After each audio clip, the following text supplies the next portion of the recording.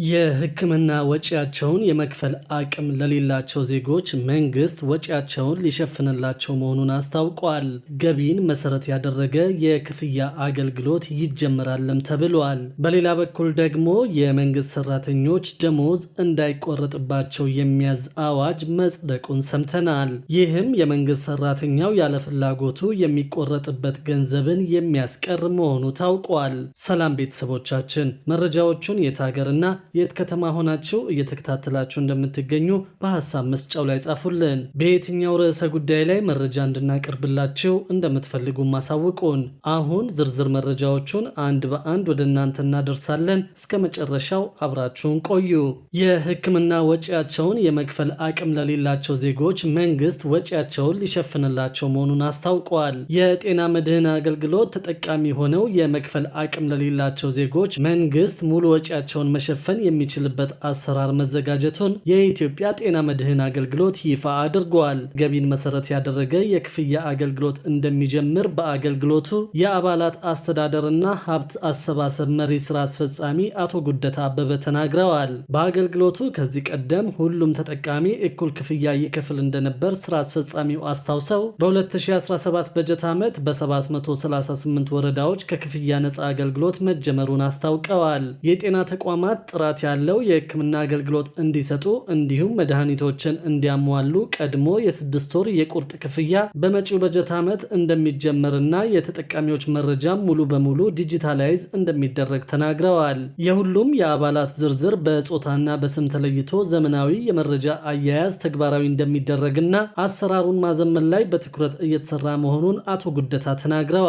በመጪው በጀት ዓመት አሰራሩን ከማዘመን ባሻገር ሁሉም ዜጋ አገልግሎቱን የሚጠቀምበትን አሰራር መዘርጋትና አገልግሎቱ ያልተጀመረባቸው ወረዳዎች ላይ በዘመነ መንገድ አገልግሎቱን ለማስጀመር እየተሰራ መሆኑን የኢትዮጵያ ጤና መድህን አገልግሎት የአባላት አስተዳደርና ሀብት አሰባሰብ መሪ ስራ አስፈጻሚ አቶ ጉደታ አመላክተዋል። በሌላ በኩል ደግሞ የመንግስት ሰራተኞች ደሞዝ እንዳይቆረጥ የሚያዝ አዋጅ መጽደቁን ሰምተናል። ይህም የመንግስት ሰራተኛው ያለ ፍላጎቱ የሚቆረጥበትን ገንዘብ የሚያስቀር መሆኑ ታውቋል። የኢትዮጵያ ብሔራዊ ምርጫ ቦርድ ማንኛውም ፓርቲ ከመንግስት ሰራተኛ ላይ ያለ ፍላጎቱ ገንዘብ እንዳይቆርጥ የሚያስገድድ አዋጅ መጽደቁን አስታውቋል። ምርጫ ቦርድ ለ6 ዓመታት የተጠቀመበትን አዋጅ ከሰሞኑ ለህዝብ ተወካዮች ምክር ቤት አቅርቦ እንዲሻሻል ማድረጉ የሚታወስ ነው። የማሻሻያ ረቂቅ አዋጁ በነባሩ አዋጅ ላይ የተስተዋሉ ክፍተቶችን በማረም በፖለቲካ ፓርቲዎች አስተዳደር፣ በምርጫና በምርጫ ስነ ምግባር የባለድርሻ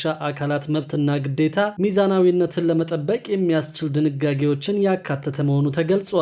ይህንን የአዋጁን ማሻሻያ አስመልክቶ የብሔራዊ ምርጫ ቦርድ ለመገናኛ ብዙሃን መግለጫ ሰጥቷል። በዚህ ማሻሻያ ላይ ከፓርቲዎች ቅሬታ ከቀረበባቸው ጉዳዮች አንዱ የመንግስት ሰራተኛው ያለ ፍላጎቱ በፓርቲዎች የሚቆረጥበት የአባልነት መዋጮ መሆኑን የቦርዱ ዋና ሰብሳቢ ሜላተወርቅ ኃይሉ ገልጸዋል። ሰብሳቢዋ አንድ ሰራተኛ በፍላጎቱ የፓርቲ አባል ሆኖ ከደሞዙ እንዲቆረጥ ማድረግ ይችል እንደሆነ እንጂ በሚሰጠው አገልግሎት ሊቆረጥበት እንደማይችል በአዋጁ መደንገጉን አንስተዋል። በመሆኑም ማንኛውም የመንግስት ሰራተኛ ከደሞዙ ላይ ለፓርቲ መዋጮ መቁረጥ እንደማይቻል ገልጸዋል። ከዚህ በተጨማሪም የምርጫ የፖለቲካ ፓርቲዎች ምዝገባና የምርጫ ስነ ምግባር አዋጅ ላይ ፓርቲዎች ያነሷቸው መሰረታዊ ጥያቄዎች መካከል ከአባልነት 30 በመቶ መዋጮ እንዲሰበስቡ የሚያስገድደው ረቂቅ ድንጋጌ እንደገና እንዲታይ መጠየቁ ነው። በዚህ መሰረትም የአዋጁ ማሻሻያ ላይ 30 በመቶ የሚለው መዋጮ ወደ 20 በመቶ ዝቅ እንዲል መደረጉን ሰብሳቢዋ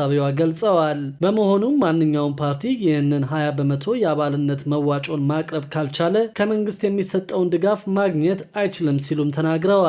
የቦርዱ ዋና ሰብሳቢ ወይዘሮ ሜላተወርቅ ኃይሉ በተለያዩ የአዋጁ ማሻሻያዎች ላይ መግለጫ ሲሰጡ አንድ መራጭ ምርጫ ለመምረጥ 18 ዓመት በምርጫ ጊዜው የሞላ መሆን እንዳለበት አንስተዋል። በተጨማሪም አንድ ተመራጭ 21 ዓመት የሞላው በምርጫው ዕለት መሆን ያለበት መሆኑንም በዚሁ መግለጫው ላይ ተገልጿል። የአዋጁ ማሻሻያ አንገብጋቢ የተባሉ ለቀጣይ ምርጫ የሚረዱ 26 የአዋጁ አንቀጾች መሻሻያ እንደተደረገባቸውም ተገልጿል። የምርጫ የፖለቲካ ፓርቲዎች ምዝገባና የምርጫ ስነ ምግባር አዋጅ በሁለት ተቃውሞና በ4 ድምፅ ታቅቦ በአብላጫ ድምፅ መጽደቁ የሚታወስ ነው። በሌላ በኩል ደግሞ በርካታ መጠን ያላቸው መድኃኒቶች፣ ምግብና ጤና ነክ ምርቶች መወገዳቸው ታውቋል። በተጠናቀቀው የበጀት ዓመት ከ990 ኪሎ ግራም በላይ ህገወጥና ተቋማትና አገልግሎት ያለፈባቸው መድኃኒቶች፣ ምግብና ጤና ነክ ምርቶች መወገዳቸውን የአዲስ አበባ ምግብና መድኃኒት ባለስልጣን አስታውቀዋል። በባለስልጣኑ የአገልግሎት አሰጣጥ ድጋፍ ክትትልና ምዘና ዳይሬክተር አቶ መብራቱ ጣዕመ እንደተናገሩት በበጀት ዓመቱ በብቃትና በቁጥጥር ዘርፍ ከመንግስት ባለድርሻ ተቋማትና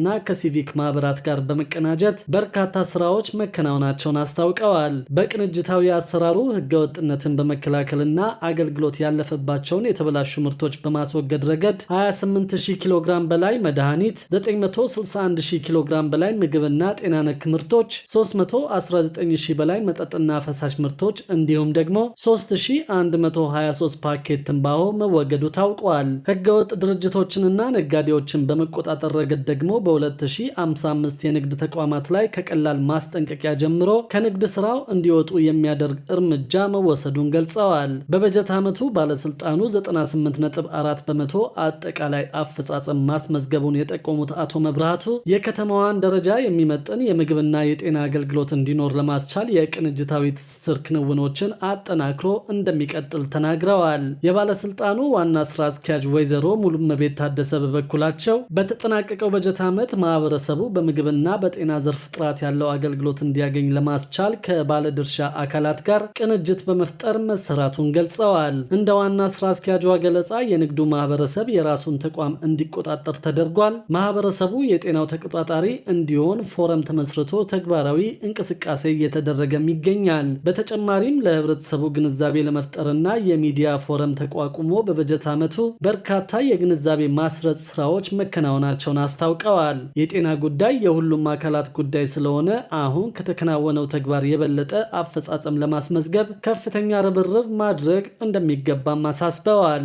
በሌላ በኩል ደግሞ ለቤት ሰራተኞች ዝቅተኛ የደሞዝ ወለል እንዲቀመጥ መጠየቁን ሰምተናል። የተለያዩ ጉዳዮች ላይ ጥናቶችን በመከወን ለፖሊሲ ግብዓት የሚሆኑ ሀሳቦችን የሚያቀርበው ፎረም ፎር ሶሻል ስተዲስ የተባለው የሲቪል ማህበረሰብ ድርጅት የሰራተኞቹን ጥቅም ያስከብራል ያለውን ሞዴል ህግ አዘጋጅተዋል። ተቋሙ ህጉን አስመልክቶ ከባለድርሻዎች ጋር በመከረበት ወቅት በአሰሪና ሰራተኛ አዋጁ የቤት ሰራተኞች እንደ ማንኛውም ሰራተኛ ቢቆጠሩም የሚተዳደሩበት የህግ ማዕቀፍ ባለመኖሩ ለመብት ጥሰት ይዳረጋሉ ብለዋል። አዋጁን ለማስፈጸም የሚያስችል ዝርዝር የህግ ማዕቀፍ ሳይወጣ ከዛሬ ነገ ይወጣል በሚል 32 ዓመታት ተቆጥረዋል የሚለው ተቋሙ ህጉን ለማውጣት መነሻ እንዲሆን የህግ ሞዴል በሚል ያዘጋጀውን ምክረ ሐሳብ ይፋ ማድረጉን አስታውቀዋል። በዚህም በምክረ ሐሳቡ ከሰፈሩት መካከል አንዱ እስካሁን ለቤት ሰራተኞች የሚከፈለውን ደሞዝ የሚዳኝ ህግ ባለመኖሩ ይወጣል ተብሎ በሚጠበቀው የህግ ማዕቀፍ ዝቅተኛው የደሞዝ ወለል መቀመጥ አለበት የሚል መሆኑን የተናገሩት በሲቪል ሰርቪስ ዩኒቨርሲቲ የህግ መምህርና ተመራማሪው ፕሮፌሰር ሙሴ መዝገበ ናቸው። ዝቅተኛ የደሞዝ ወለል በሀገሪቱ ባልተወሰነበት ሁኔታ ይህ እንዴት ተግባራዊ ይሆናል ሲል ለቀረበላቸው ጥያቄም በሀገር አቀፍ ደረጃ የተቀመጠ ዝቅተኛ የደሞዝ ወለል ባይኖርም እንደ ቤት ሰራተኞች ላሉ ትንንሽ ተከፋዮች ግን በየዘርፉ ከፋፍሎ ማድረግ ይቻላል ሲሉ ገልጸዋል። በፎረም ፎር ሶሻል ስተዲስ ዘርፉን አስመልክቶ በሚወጣው ህግ ቢካተት የተባለው ሌላው የቤት ሰራተኞች የስራ ሰዓት ገደብ መሆኑ ታውቋል። በአዋጁ ለመደበኛ ሰራተኞች የተቀመጠው የ8 ሰዓት የስራ ሰዓት ለቤት ሰራተኞችም ተግባራዊ መደረግ አለበት ተብለዋል። ከዚህም በተጨማሪ የቤት ሰራተኞች እርግዝና ሲገጥማቸው ከስራቸው ስለሚባረሩ ለጎዳና ተዳዳሪነት የሚዳረጉበት ጊዜ አለ የሚሉት ፕሮፌሰር ሙሴ ሰራተኞቹን ከነዚህና ከሌሎችም ችግሮች ለመጠበቅ ደሞዛቸው ሳይቋረጥ የወሊድ ፍቃድ ሊሰጣቸው ይገባል የሚለውን መካተት እንዳለበት ጠቅሰዋል። ይሁንና ሳይሰሩ የሚያገኙትን ደሞዝ መንግስት በማህበራዊ ዋስትና አካቶ ሊከፍላቸው ይገባል። ይህ አሰራር የጎረቤት ሀገራት ሳይቀሩ የሚጠቀሙበት ነው ሲሉ ተናግረዋል። በኢትዮጵያ እስካሁን የቤት ሰራተኞችን መብት የሚያስጠብቅ የህግ ማዕቀፍ ባለመኖሩ በቤት ሰራተኞች ላይ የሚደርሰው የጉልበት ብዝበዛና የቤት ውስጥ ጥቃቶች ቀጥለዋልም ተብለዋል። ይህንን ለማስቀረትና ዘርፉንም ወደ መደበኛ የስራ ዘርፍ ለመቀየር ያግዛል የተባለው የህግ ማዕቀፍ ከዛሬ ነገ ይወጣል እየተባለ እስካሁን መውጣት ያልቻለው ህግ አውጪዎቹ በራሳቸው የቤት ውስጥ ሰራተኛ ያላቸው በመሆኑ የሰራተኞቹን ጥቅም የሚያስከብር ህግ ሲወጣ የአሰሪዎቹ ጥቅም ይነካል ከሚል ፍራቻ እንደሆነ በውይይቱ ላይ ተነስተዋል። አዋጁን የሚያስፈጽመው የህግ ማዕቀፍ ሲወጣ እንዲህ አይነት ስጋቶች እንዳይኖሩ በተቻለ መጠን የቤት ሰራተኞቹን ሀሳብ ማካተት እንደሚገባ ከጥናቱ ተሳታፊዎች መካከል የሆኑት ዶክተር ሰላም ኢሳያስ አሳስበዋል። ይህ በፎረም ፎር ሶሻል ስተዲስ የቀረበው ምክረ ሀሳብ ተከታታይ ውይይቶች ተደርጎ ተደርጎበት ለፖሊሲ አውጪዎች ይቀርባል መባሉንም ሰምተናል።